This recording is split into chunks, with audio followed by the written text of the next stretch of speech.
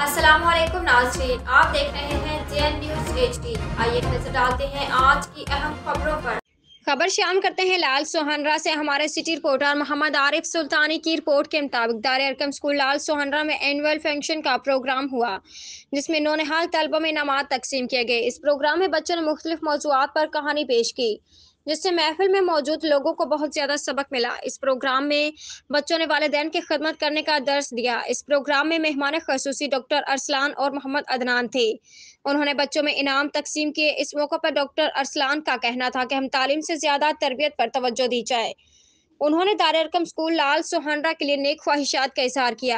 इस मौके पर मोहम्मद अदनान का कहना था कि हम अपने वालिदैन की खिदमत करनी चाहिए और उनकी खिदमत करनी चाहिए। उन्होंने नौनिहाल तलबा के वालिदैन को मुबारकबाद पेश की। इस मौके पर उस्ताद जहर ने अपने तमाम स्टाफ का शुक्रिया अदा किया। मजीद उन्होंने उनका कहना था कि इंशाल्लाह हम इस तरह की कोशिशें करेंगे। उन्होंने अपने तमाम स्टाफ को मुबारकबाद पेश की और उनको ज़्यादा मेहनत करने की हिदायत की।